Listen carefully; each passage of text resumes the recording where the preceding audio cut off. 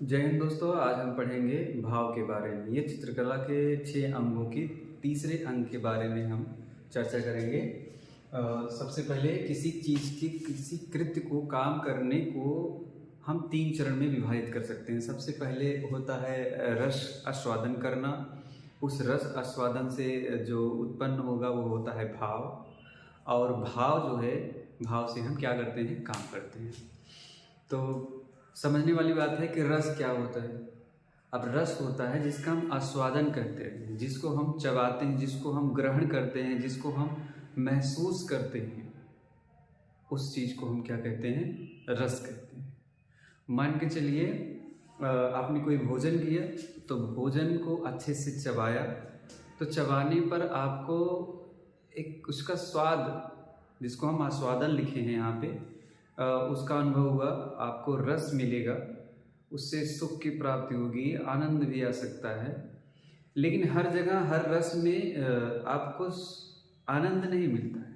इसलिए हमने लिखा है कि किसी भी पदार्थ का उपभोग करना, आस्वादन करना, चबाना, ग्रहण करना, पूर्णतः महसूस करना, उसे एहसास करना क्या होता है, रस है।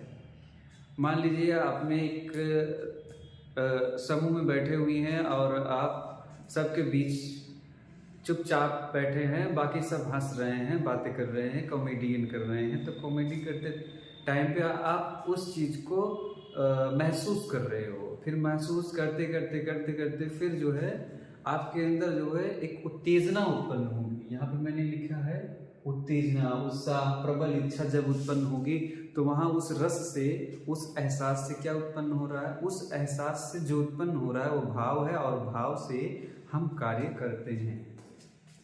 तो एक लाइन में आस्वादन, चबाना, ग्रहण करना, पूर्ण महसूस करना रस कहलाता है। भाव जो है रस से उत्तेजना, उत्साह, प्रबल इच्छा उत्पन्न जब होता है तो उसे हम क्या कहते हैं, हम भाव कहते हैं। इसके बाद रस के अंग होते हैं स्थायी भाव, विभाव, अनुभाव, संचारी भाव। तो ये रस के कुल 4 अंग होते हैं, जिसमें अस्थायी भाव होते हैं, विभाव होते हैं, अनुभाव और संचारी भाव होते हैं। और अस्थायी रसों की संख्या कितनी है, तो सबसे पहले भरत मुनि जो है इसको 8 रस में विभक्त किए हैं, और इनकी एक पुस्तक है नाट्यशास्त्र, प्रथम शताब्दी की है। इसी में इन्होंने 8 रसों की व्याख्या की है। इसके बाद आचार्य में, बहुत सारे आचार्यों ने इनको जो है 9 रस में विभाजित किया, क्योंकि ये जो है 9वां रस शांत रस निर्वेद, जिसका स्थायी भाव होता है, जब ये 8 रस में जुड़ता है तो ये 9वां रस हो जाता है। वैसे आपको बता दें शांत रस को क्यों जोड़ा गया, क्योंकि शांत रस जो है वो सभी रसों का मूल है। क्योंकि जब तक आप शांत भाव से नहीं होंगे तब तक दूसरे भाव में आप नहीं परिवर्तित हो सकते। जैसे आप हंस रहे हो, मान लीजिए किसी को क्रोध आया हो, आप हंस रहे हो, तो उस क्रोधित व्यक्ति को कभी भी हंसने का भाव नहीं आ सकता है। या फिर हंसते हुए व्यक्ति को आप क्रोधित जो है, क्रोध होने का भाव नहीं आ सकता है, जब तक उसको, उसके मन को शांत ना किए जाए। शांत भाव वाले लोग जो होते हैं वो सभी भाव में परिवर्तित हो सकते हैं, सभी भाव को एहसास कर सकते हैं।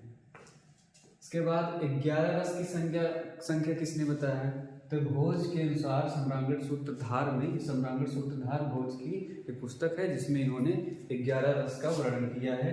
और उसमें इन्होंने जैसे 9 रस हो गया शांत को मिलाकर, और शांत रस को मम्मट ने मिलाया था। किसने, मम्मट ने उसका उल्लेख किया, शांत रस का उल्लेख मम्मट ने किया।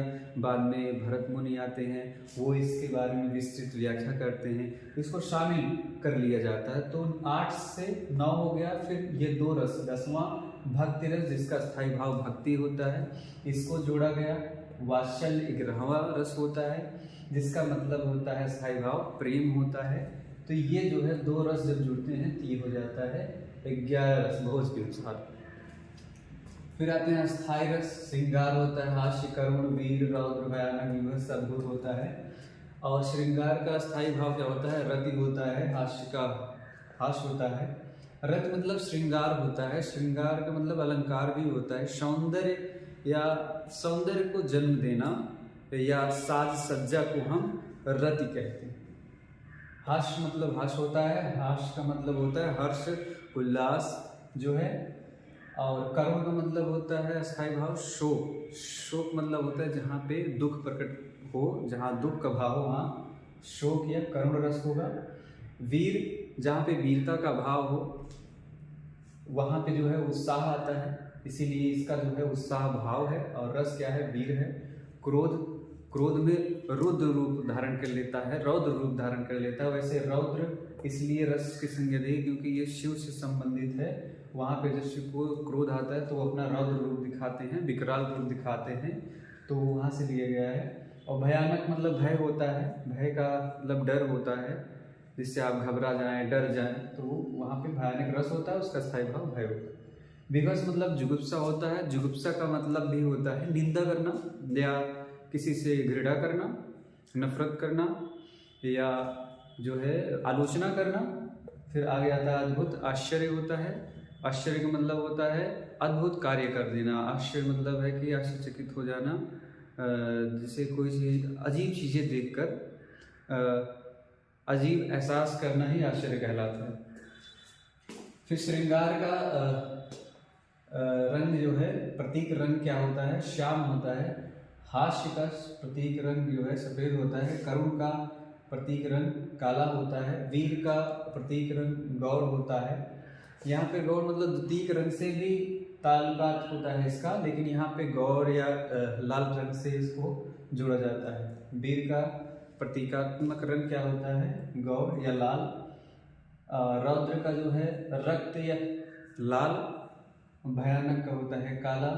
और विवश का मतलब होता है नीला। और अद्भुत का जो है प्रतीक रंग क्या होता है? पीला होता है। इसके बाद हम पढ़ेंगे विभाव के बारे में। विभाव में जो है एक चीज़ कॉमन रहेगी, जिसके कारण हमको जो भाव उत्पन्न होगा उसको हम कहेंगे विभाव। ये कारण मूलाधार होता है। जैसे आपने किसी को देखकर, जैसे आपने किसी को देखा या आपने किसी की बातें सुनी, उस सुनने से, उस देखने के कारण या सुनने के कारण जो भाव उत्पन्न होगा उसको हम विभाव कहते हैं।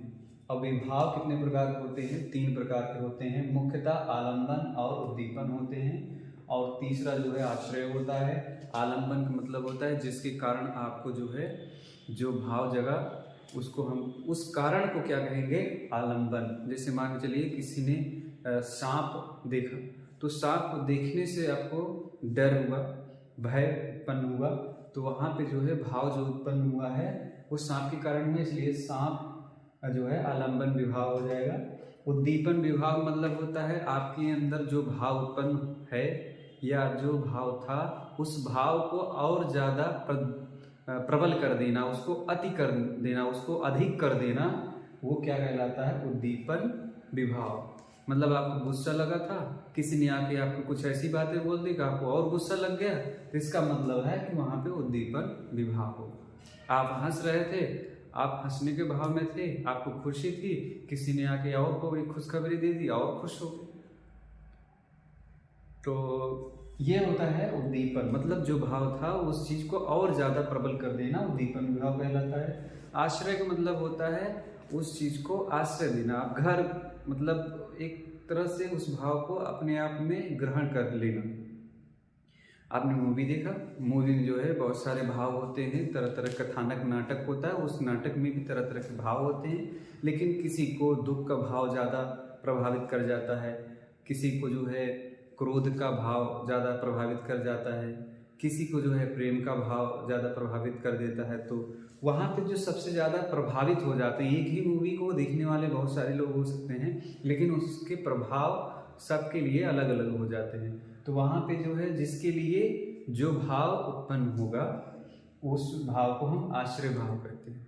किसी को प्रेम का भाव हुआ तो आश्रय क्या हो गया? प्रेम हो गया। किसी को दुख का भाव हुआ तो वहाँ पे दुख आश्रय हो गया। या इसका एक उदाहरण है कि जानबूझकर जो है भाव को जो है दिखाना, परिलक्षित करना भी आश्रय कहलाता है। किसी को देखा हमने, वो हंस रहा है, मुझे तो हंसी नहीं आ रही है, फिर भी उसकी वजह के मतलब वो दुखी ना हो इसलिए हम हंस देते हैं या मुस्कुराने लगते हैं, तो हम उसके भाव को क्या कर रहे हैं? आश्रय दे रहे हैं। ये होता है इसका मतलब। इसके बाद अनुभव होता है। ये अनुभव मतलब होता है क्या कि अनुभव करने के उपरांत जब हमारे शारीरिक चेष्टा जो है, शारीरिक गतिविधियां जब होने लगती हैं तो उसको हम क्या कहते हैं, अनुभव कहते हैं। जैसे आपका रिजल्ट आया, आपका फर्स्ट डिवीजन रैंक रही या फर्स्ट डिवीजन पास हुई, तो आपको बहुत ज़्यादा एक्साइटमेंट हो जाता है, तो आप उछल जाते हैं, दोनों हाथ ऊपर कर लेते हैं। या आपको कभी क्रोध आता है तो आप हाथ जो है उठा लेते हैं मारने के लिए, आंखें बड़ी कर लेते हैं, आंखें लाल हो जाती हैं। तो शारीरिक चेष्टा जो होती है उसको हम क्या कह रहे हैं, अनुभव कहते हैं। अब वो दो प्रकार के होते हैं, एक होता है सात्विक होता है, एक कायिक होता है। सात्विक ये साधु संत की भाषा में है, इसको सब नहीं समझ सकते हैं। ये सात्विक मतलब आंतरिक होती है, जो दिखता नहीं है। अधिकतर इसका सबसे बढ़िया उदाहरण है कि सपने में जो भाव उत्पन्न होता है, जो भाव उत्पन्न होता है वो तो भौतिक जगत में कोई एक्टिविटी नहीं होती, कोई गतिविधियाँ नहीं होती, लेकिन उस सपने में हम लड़ते हैं, कूदते हैं, दौड़ते हैं, बहुत सारे भाव में रहते हैं, उसमें एक्शन भी करते हैं, तो वो सात्विक भाव होता है। दिखता नहीं लेकिन होता है। फिर आता है कायिक भाव। कायिक में एक शब्द आता है काया, तो काया मतलब होता है शरीर, जिसमें शारीरिक चेष्टा होती है, गतिविधि होती है जिस भाव के कारण, उसको हम कहते हैं कायिक अनुभव। संचारी भाव होती हैं जो क्षणिक मात्र होती हैं, अनौपचारिक होती हैं, जो थोड़े समय के लिए आती हैं फिर चली जाती हैं, फिर कोई भाव अलग आ जाता है, फिर वो भी कुछ समय के बाद फिर वापस चला जाता है। तो जो भाव क्षण भर के लिए आते हैं और जाते रहते हैं उनको हम संचारी भाव कहते हैं। भरत मुनि के अनुसार इसकी संख्या 33 है। आई होप ये वीडियो आपके लिए बेहतर होगा, और तब तक के लिए जो है धन्यवाद। अगली वीडियो जो है हमारी आएगी लावण्य योजना पर। धन्यवाद।